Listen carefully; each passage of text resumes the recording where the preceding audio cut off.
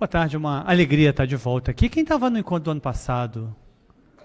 Vocês lembram? Trabalho híbrido, né? Vamos falar um pouquinho de trabalho híbrido. Mas hoje estou aqui para falar o que se espera de um líder nos tempos atuais. No mundo VUCA, Bunny, o que vocês preferirem. Eu gosto mais do VUCA, né? Mas, ok, quem gosta do Bunny. Então, aqui, o que a gente vai falar? Vamos falar de do que se deseja, do que se não deseja, de alguns mitos, algumas armadilhas que a gente acredita, algumas coisas, e, no final, se der tempo, alguns caminhos. Deixa eu marcar aqui. Pronto.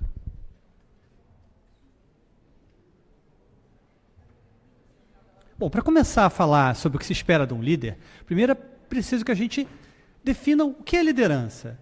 Se vocês já estudaram, já pegaram alguns livros, tem 500 mil definições de liderança, dependendo do autor que você manuseie, que você goste. Eu vou pedir licença para usar uma definição que eu acho muito simples, que ajuda, eu gosto, simples é bom, né? Eu gosto disso. Que liderança é algo que nos direciona, que direciona as pessoas para algo melhor, para um lugar melhor. E nesse lugar melhor, nessa metáfora, estão os resultados, se você for passar para o ponto de vista da organização. Ou seja, o líder é aquele que leva as pessoas para algum lugar melhor. É como se você tivesse uma bússola e ajudasse as pessoas nesse caminho. Não de uma forma impositiva, mas vamos lá todos juntos. É quase instintivo que haja liderança. Desde tempos, os nossos primos, né, primatas, eles têm, se você for ver, os primatas têm bandos, né, que têm líderes, que conduzem o bando. Para que esse líder consiga levar as pessoas para esse lugar, ou para esse lugar melhor, para os resultados, e que essa viagem não seja uma viagem tão sofrida assim, eu separei 4 dimensões para falar, para chamar a atenção para alguns aspectos. A lista é extensa, eu me esforcei para selecionar algumas coisas, e eu vou destacar 4 dimensões, né? Tecnologia, hoje em dia fala-se bastante sobre tecnologia, vou falar um pouquinho sobre gestão, sobre pessoas e sobre o mundo. Vamos começar com gestão. Bom, nem todo líder ele é um gestor, mas aqui eu estou me referindo especificamente aos gestores que têm cargos, que dirigem times em organizações e particularmente nos tribunais de contas. O que se espera desse gestor? Então, inconscientemente tem aquela ideia que o gestor ele tem que aderir às mais modernas técnicas de gestão. As mais modernas, o gestor tem que estar antenado, ele tem que seguir, ele tem que adotar, porque isso é legal, isso é bom. Ok. Deixa eu voltar um pouquinho no tempo com vocês. Administração por objetivos, anos 70. Alguém lembra da administração por objetivos? Alguém conhece? Já leu algum livro de administração por objetivos? Alguém? Não? Oh, muito obrigado. É o bisavô do OKR. Quem já ouviu falar de OKR aqui? Então, pois aqui é o bisavô do OKR. Ninguém mais lembra. Anos 80, ainda entrando nos anos 90, começou como qualidade, depois passou para controle de qualidade, Deming, Juran e tal, depois virou controle da qualidade total, depois virou gestão da qualidade total, depois virou gestão, virou tudo, e virou nada. Reengenharia, essa aqui fez muito barulho. Quem lembra da reengenharia? Alguém lembra da reengenharia? Sucesso de bilheteria nos anos 90. Todo mundo... Vamos ter que reorganizar. Vou contar um pouquinho dessa história da reengenharia. Tenho tempo. Com essa premissa da reengenharia, companhias se reorganizaram, isso virou no setor privado, vamos demitir gente. A gente não precisa de tanta gente. Aí as companhias demitiram, reorganizaram, chutaram muita gente demitiram muita gente. Deu certo no início. Pareceu que deu certo no início. 2, 3 anos depois, as pessoas descobriram que eles não tinham, que eles precisavam de gente para tocar os negócios. E tiveram que recontratar as pessoas. Isso aqui deu muito prejuízo, mas vida que segue. E por que isso acontece? Quem gostar, quem for curioso, tem esse artigo, você encontra isso na internet, busca Em Busca de Otários, bota na internet, Clemente Nóbrega, Em Busca de Otários, acho que é anos 90, da Exame, que, deixa eu colocar em modo avião aqui, porque hoje em dia só ligam para você, ou para te roubar, né, que é um Nubank, não sei o quê, para você passar os dados, ou para fazer propaganda, né, o que é uma mudança cultural. Vou falar disso um pouco mais adiante. E esse livro também, excelente, não consigo pronunciar o nome dele, John Micklethwait, o Adrian Aldrich, né, dois jornalistas, e eles escreveram um livro bastante interessante sobre os modismos gerenciais, os movimentos gerenciais, que os gestores são compelidos. Né? Essas técnicas todas, elas são ruins, elas não... Não, elas têm coisas interessantes, elas têm coisas boas. Só que o que acontece? Quando vira uma moda, é como se fosse um efeito manada, um efeito de conformidade social. Não, você tem, senão você está desatualizando. No setor privado, você é demitido. Se você não falar a língua, e de preferência em inglês... Alguém já foi em evento setor privado? Você se sente quase em Liverpool, ou em Nova York.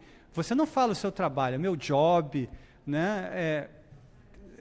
É todo um outro, uma outra... Eu tinha um colega que ele era diretor de multinacional, porque eu não tenho budget para isso. Eu falei, é o orçamento? É isso que você não tem? Não tem dinheiro? Pois é. Então, por diversas razões, não vou entrar aqui, quem quiser se aprofundar nas causas, razões, tem motivos mercadológicos, tem motivos financeiros, tem motivos que as pessoas precisam vender livros. Então, a indústria do management ela é cruel. Então, para o gestor, gente, o que acontece? Nem todas essas coisas são totalmente aplicáveis. A onda agora é ser ágil. Todo mundo tem que ser ágil. Ágil pra caramba, todos somos ágil. Gente, o que acontece nesses fenômenos aqui?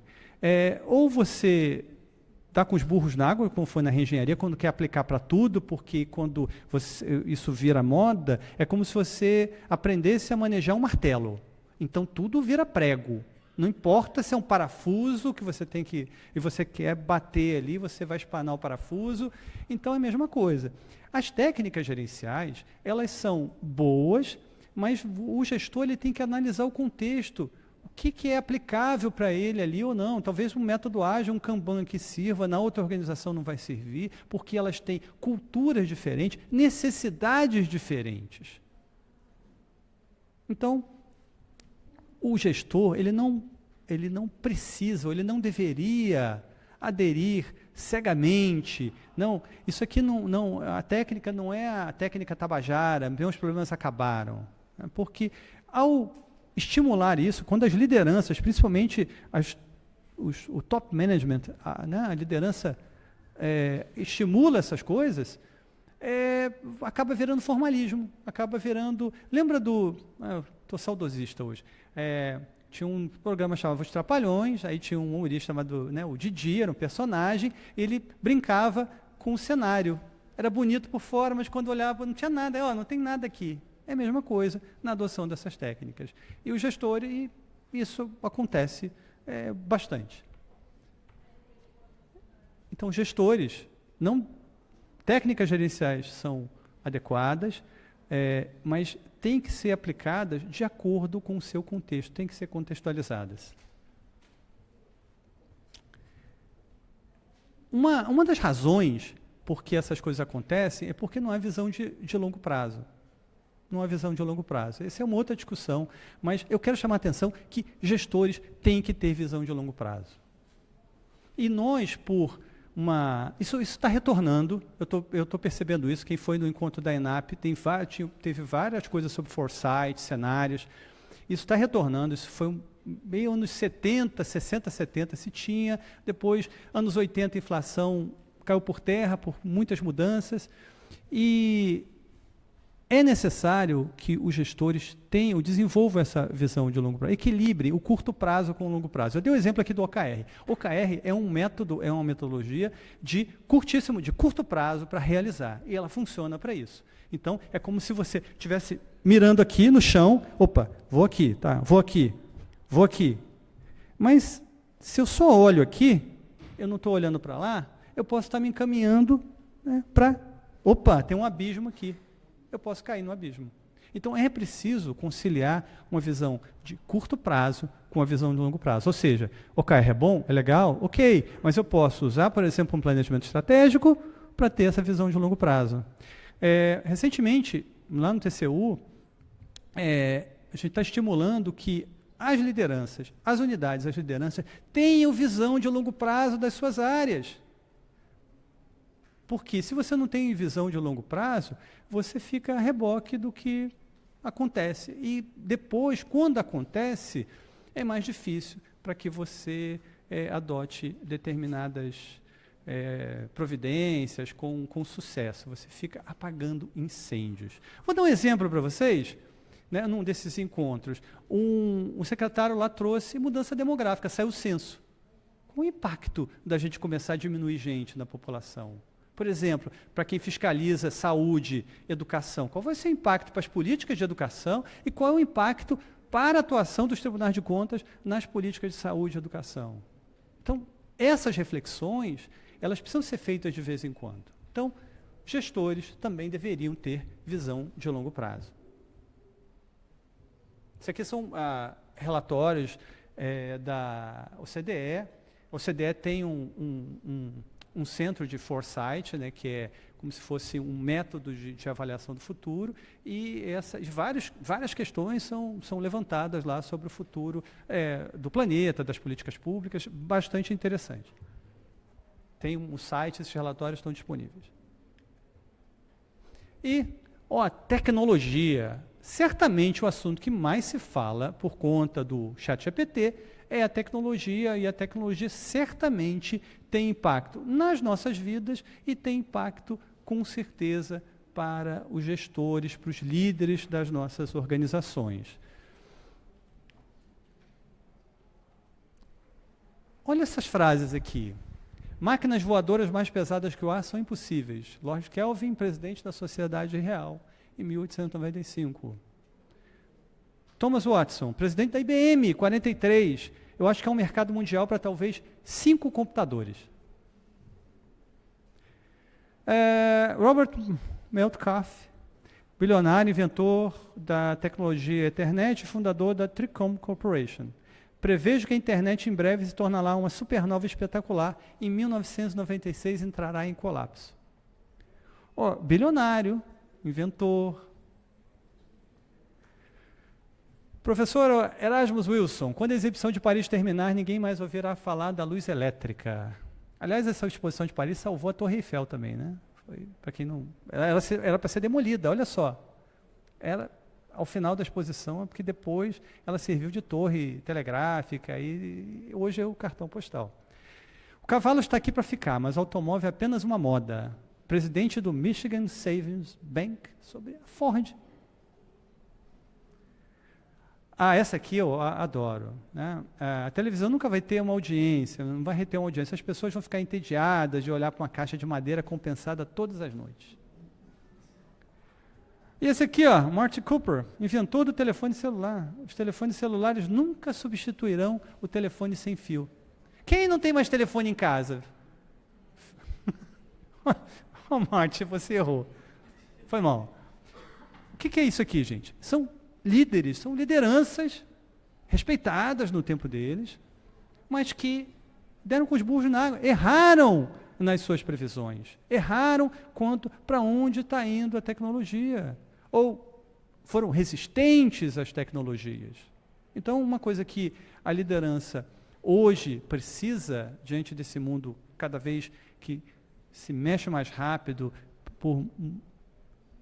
quase de maneira imprevisível, é ter a mente aberta, não renegar, né? Não, ao contrário, não abraçar, olha, isso aqui vai salvar a humanidade, não, mas também não renegar a tecnologia. Observar, e de novo, a visão, procurar ter uma visão de longo prazo, o que está acontecendo, é muito importante para isso. E aí,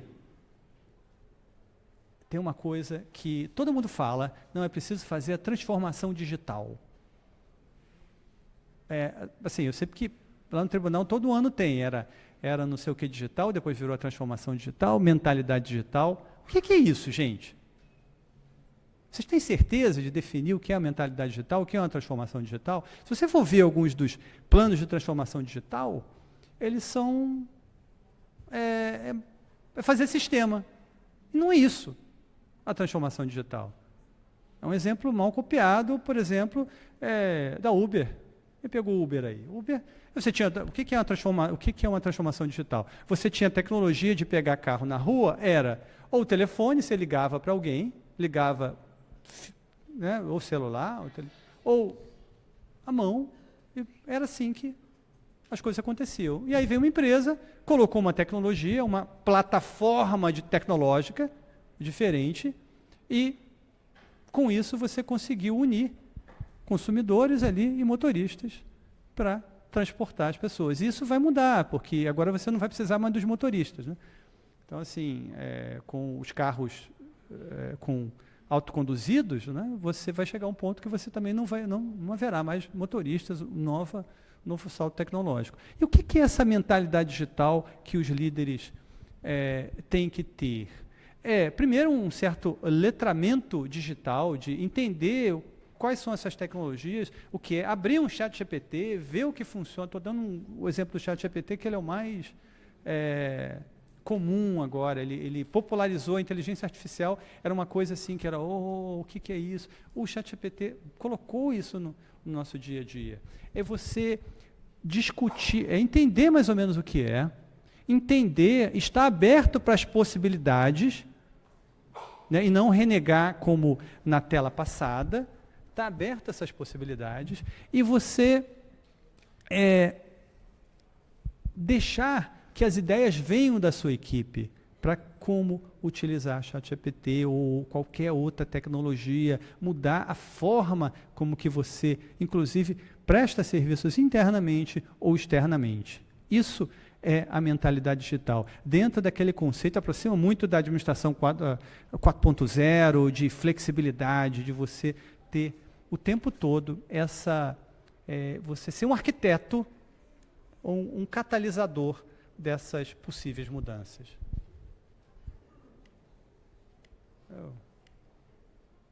E aí, ok, só que a mentalidade digital implica em você mudar a cabeça das pessoas. Por isso que dizem que transformação digital não diz respeito só à tecnologia, diz respeito a gente também, porque você tem que internalizar toda uma outra forma de comportamento. E isso nós estamos falando de cultura organizacional, de mudar a própria cultura da organização. Quando eu falo de ágil, quando eu falo de mentalidade digital, você tem que mudar a cultura da organização. Ok, então a gente está falando de pessoas, porque cultura é formada pelo conjunto de comportamento das pessoas. Então, o que a liderança tem a ver com isso? Quais os impactos?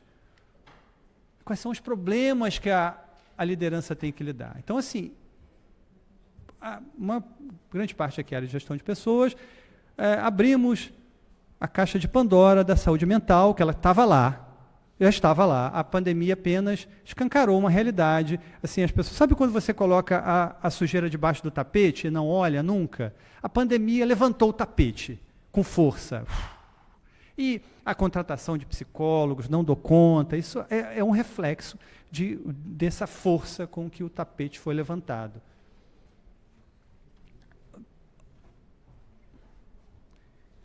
O Brasil tem a população mais depressiva da América Latina. É da América Latina porque os Estados Unidos superam a gente. É um pouquinho, mas eles superam. 26 do Brasil, olha a irmã aqui, 26% dos brasileiros têm diagnóstico de ansiedade. Tem diagnóstico, agora sintomas não diagnosticados tem estimativa de quase 40 sintomas de ansiedade. Pessoal que não, porque ainda tem muito preconceito. A pessoa vai no psicólogo, não, eu estou indo no dentista. Ela está indo no psicólogo, mas ela vai no dentista, ela vai no ortopedista, sei lá o quê, né? Mas ela não admite, ou não quer admitir. Psiquiatra, então, psiquiatra, então, é coisa de maluco. Quem vai no psiquiatra, Deus do céu, não vou falar não. Estou indo no ginecologista, estou indo no urologista. O cara prefere falar que ele vai no urologista do que no ginecologista. Eu estou me referindo a isso pela nossa sociedade ainda machista, mas o cara ainda prefere isso do que o psicólogo, porque aí ele está dando um atestado na cabeça dele de que número de brasileiros com transtornos mentais preocupa especialistas e mais de 70% dos brasileiros sofrem com alterações no sono. Vocês ficariam admirados com o número de pessoas que tomam aquele remedinho para dormir, ou Zolpidem, um hipnótico, ou toma um relaxante muscular também funciona para dormir, tem gente que... Né, ou os benzodiazepínicos da vida, os Frontal, né, alprazolam, né, ou o famoso Rivotril, ou outras coisas químicas que as pessoas usam porque elas não conseguem dormir. E se você não consegue dormir, você se degringola a sua saúde toda. A primeira coisa que você tem que corrigir é o sono, senão tudo vai para o espaço. Agora, você imagina, então, qual a implicação disso para o líder?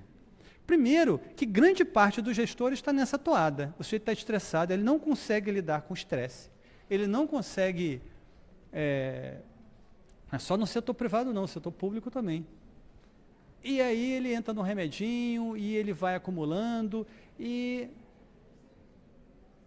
55% dos líderes brasileiros se sentem estressados. E líderes exaustos acabam gerindo equipes exaustas.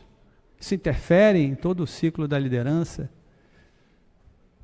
Qual é o papel, primeira coisa do líder? Qual é o que se espera de um líder? Que ele cuide da própria saúde mental, que ele saiba os seus limites, saiba a hora de, não, eu vou dar um tempo, ou o que eu posso fazer para dormir melhor, sem dormir à base de remédio, que não adianta, já adianto para vocês que o seu cérebro ganha do remédio, ele funciona, opa, legal, dormir. Um mês depois você já está aumentando a dose do remédio e passando para o mais forte. Então, assim, primeira função do líder, cuidar da própria saúde mental dele.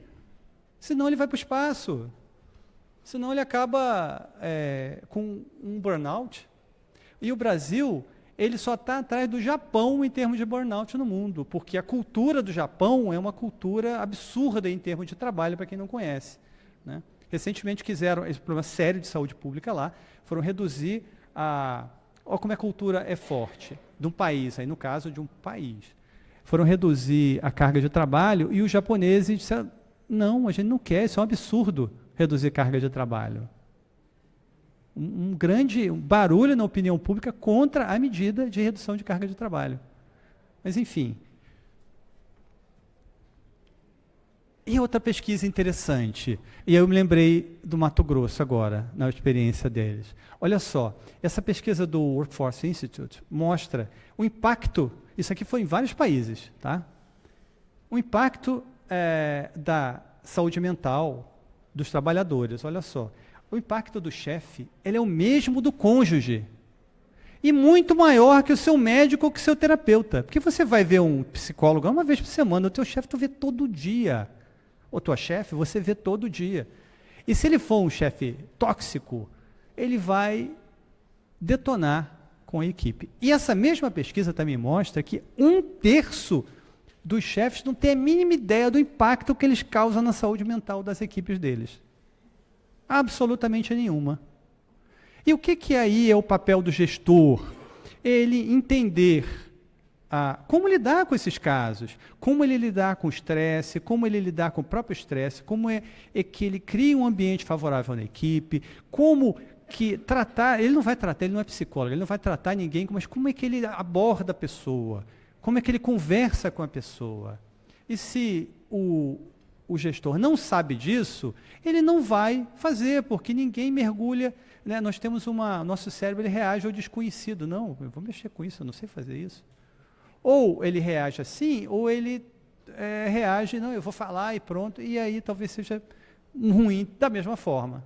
Aí talvez falar seja pior do que não falar. Então, os líderes também precisam lidar com a saúde mental dos seus colaboradores, com o estado e com a saúde mental dos seus colaboradores. Não é um tabu, uma coisa proibida. Deixa eu ver como é que eu estou aqui de tempo. E assim, é possível, gente. Assim, tem vários casos. Eu assumi uma unidade uma vez, em que, quando eu cheguei, estavam levando o computador de um servidor. Ele estava com um problema de saúde mental, viciado em jogos. E aí ele pediu para sair da unidade, tudo. Eu sentei com ele e falei, olha, ninguém é bobo aqui, todo mundo sabe o que aconteceu. E você, pelo que eu conheço aqui, vai ser difícil aceitá-lo. As pessoas vão pensar 3 vezes de aceitar. Você quer trabalhar aqui? Quer continuar aqui? Assim, eu acredito que você pode trabalhar, eu acredito. Você está com um problema. Aqui, ó, eu já tinha um número psicossocial. Consulte lá, dá uma olhada, vê o que eles podem fazer por você. Depois você volta aqui. Ele foi lá, tirou uma licença, ficou afastado tanto de meses, ele estava com um problema sério, depois ele retornou, nunca mais me deu problema. Fiquei 4 anos no local, esses foram os 6 primeiros meses, né, e nunca me deu problema. Motivado, fazia as obrigações dele, lidava com os problemas dele, mas não... tinha uma pessoa que ajudava também, a gente criava um clima favorável, né, para a pessoa não se sentir também envergonhada do que aconteceu e tudo. Então, assim, a pessoa não está inutilizada para o trabalho. Né, basta acolher um pouco mais, ter um pouco de visão de gente, de pessoas, de como lidar com as pessoas. E aí uma coisa que também se espera do gestor hoje, para tudo isso, é que o gestor tenha a inteligência emocional. Esse aqui, está saindo Divertidamente 2, gente. Aqui já é o pôster do filme. É ótimo. Pelo menos o primeiro, ele é bem legal, teve consultoria de neurocientistas para, né? Então, é bem legal. Isso é uma metáfora bem interessante. Então, o que é inteligência emocional ali, popularizado pelo Goleman? O Goleman não inventou isso, ele apenas popularizou. É você entender as próprias emoções, tudo que eu acabei de falar agora, entender as próprias emoções. Se você não entende as suas emoções, né? Saber lidar com as suas próprias emoções. Eu já ouvi de uma liderança, né, que ele falando assim, tem dias que eu não me aguento. Tem algo de errado nisso aí. Né? Então, você conhecer suas próprias emoções, saber lidar com as suas próprias emoções, saber reconhecer as emoções dos outros e saber lidar com as emoções dos outros. Se você consegue isso, nossa, se todo mundo tivesse essa missão, eu vou fazer isso, vou melhorar. Esse ano eu vou me dedicar a isso. Cara, o mundo melhorava bastante. Muito. Então, se espera que o gestor também tenha... Você não tem ideia da contaminação emocional que um gestor chega, por exemplo, quando ele chega azedo. Sabe aquele gestor? Já teve aquele gestor que chega azedo, né? Aí chega, estava todo mundo bem, aí ele parece que jogou uma bomba ali, um negócio assim, a energia. Não, isso é neuroquímica do cérebro. Você vai lá, neurônio espelho, aí a amígdala dispara, e você... Horrível, já tive chefes assim. Chefes, estou chamando de chefes, né, agora. Tá? Isso é muito ruim. Então, e aí, gente, é entender de gente. Né? Se espera, ou os gestores deveriam entender de gente. Porque hoje muito se fala de tecnologia. Opa, tem um cronômetro aqui, nem precisava do meu cronômetro. Agora que eu vi aqui. Ó. Então, então, entender de gente é fundamental para que você consiga liderar a gente, né? Parafraseando o Simon Sinek, né? Os seus colaboradores são pessoas, né? Os seus clientes são pessoas, os seus chefes são pessoas. Então, Se você não entende de pessoas, não entende de gente, você não entende de negócio, você não entende de nada. Porque tira os funcionários, por exemplo, lá do TCU. Tira todos eles. O que sobra? Um prédio. Uns computadores. E é isso, só. Não tem organização, não tem ninguém, não tem nada. Então, entender de gente ela é fundamental. E aí, outra implicação de entender de gente. Aqui, acho que foi Caroline que mostrou essa pesquisa. 80% dos trabalhadores não têm engajamento. Isso é uma pesquisa mundial, não é setor público, porque todo mundo está acostumado a falar, setor público é assim mesmo. Setor privado é que o pessoal é engajado. Ou um outro mito. Conheça pessoas no setor privado para você ver. E o quiet quitting, né, ou a demissão silenciosa, ela é outro efeito aí pós-pandêmico, ela também evidenciou essa falência do modelo de comando e controle das lideranças, porque isso é comando e controle das lideranças. E está entrando uma nova geração. Eu vou falar dela um pouco mais adiante, por isso eu não vou falar tanto. A geração do mimimi, eu tenho várias ressalvas a essas expressões que as pessoas se referem, principalmente a geração Z que está chegando agora no mercado de trabalho. Os tempos mudam, né? E essa geração tem outras prioridades, por exemplo, em termos de saúde mental, em termos de engajamento, exige mais feedback, a gente vai voltar a falar disso. E se você não faz isso, que é tudo que a minha geração, a geração X, não tem mais baby boomer nas organizações, tudo que a geração X não faz. A minha geração é a geração da liderança, manda quem pode, obedece quem tem juízo. E era assim que se vivia, pronto. Sem feedback, ok, é isso aí. Muita resiliência. Uma coisa que você desenvolvia era a resiliência, para poder, né, se automotivar, aquela coisa toda, né? Então, é um desafio para as lideranças ter o engajamento das pessoas. E não adianta botar a culpa, isso é o teletrabalho. Teletrabalho desengaja as pessoas.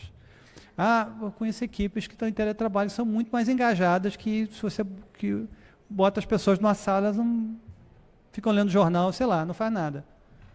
Então, não adianta botar a culpa no teletrabalho, não adianta botar a culpa em, não, é porque o pessoal precisa de uma gratificação de desempenho melhor e tal. Cara, não adianta isso. Né? Tem dinheiro, grana, não motiva as pessoas.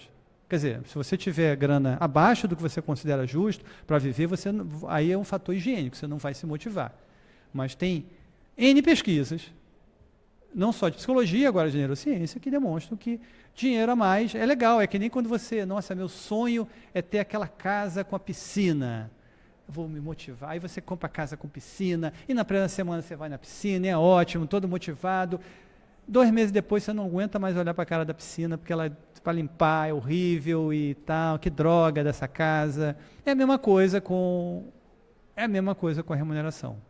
Você vai ganhar mais, né? Então as pessoas, a gratificação de desempenho, foi toda uma reforma. Olha só como a gente acredita em mitos. Toda uma reforma do Estado, que foi a do Bresser Pereira, foi calcada no New Public Management, foi calcada nisso, de gratificação de desempenho, que as pessoas iam produzir, ser produtivas. Complicado, mas ok. Então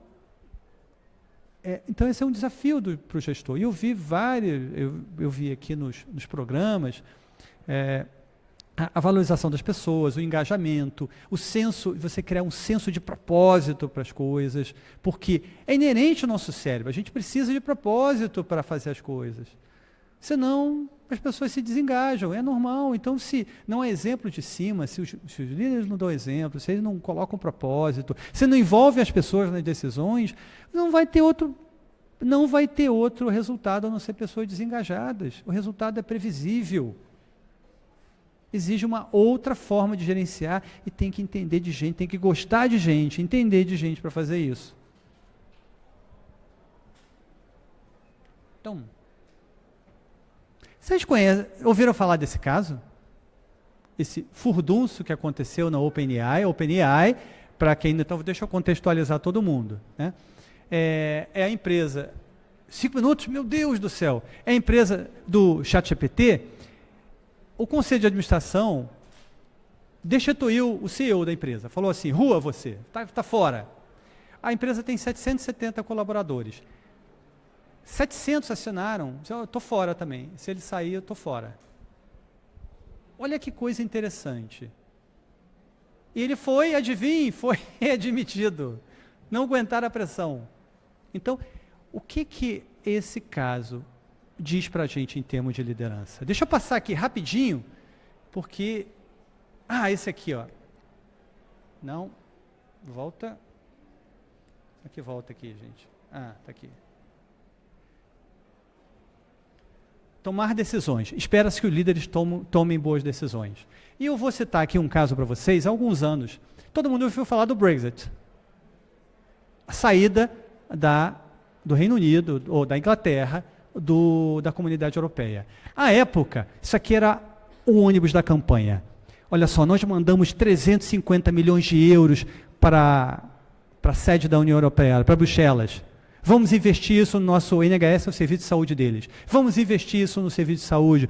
Vamos tomar o controle das nossas fronteiras, porque cada um entra. Esse era o discurso da época do Brexit. As pessoas pensavam que iam conter imigração, que iam gerar mais empregos, que iam ter mais riqueza.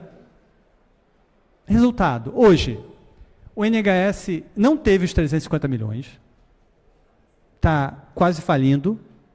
A imigração, que era a época de 200 mil, a líquida, de 200 mil pessoas, está em 700 mil.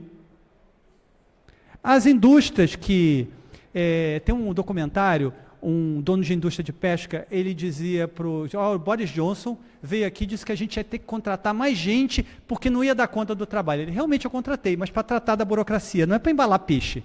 Eu só tive despesa com isso. Então, que tipo de decisões a gente está tomando nas nossas organizações? São decisões que olham para o curto prazo, olham para os nossos vieses cognitivos, que são viés ideológico, ou que estão olhando para o futuro? É a importância, conectados, de você olhar para o futuro, o que vai acontecer? E eu conheço olhando só para onde eu trabalho, 2 ou 3 decisões que são voltadas para o presente, mas sem um olhar de longo prazo, que podem resultar em coisas terríveis mais adiante. Então, tomar decisões é fundamental. E para isso você tem que ter um trabalho de pensamento crítico e trabalho nos seus próprios vieses cognitivos. Então, pensamento crítico, você levanta dados, vê se aquilo está certo ou não, testa as suas crenças, e no viés cognitivo é a mesma coisa.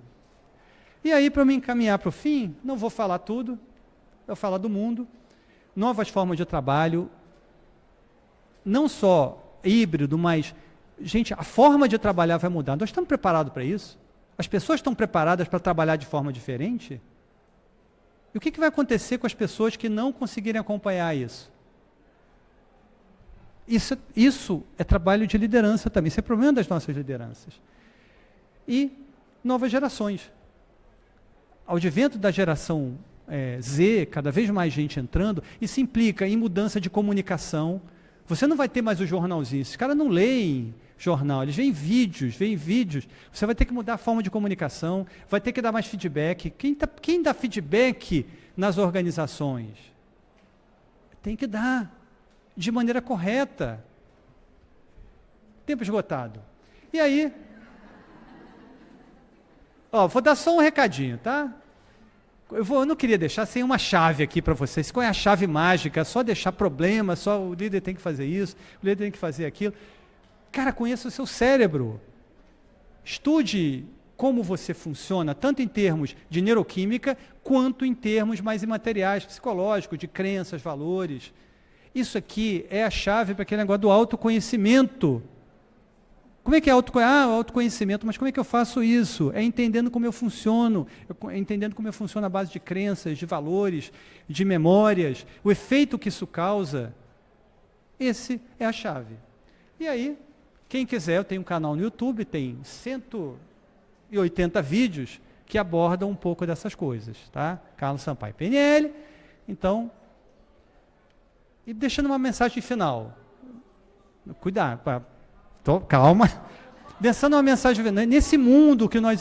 Oi? Opa! Onde é que volta? Voltei. Dou-lhe uma, dou-lhe duas e dou-lhe três.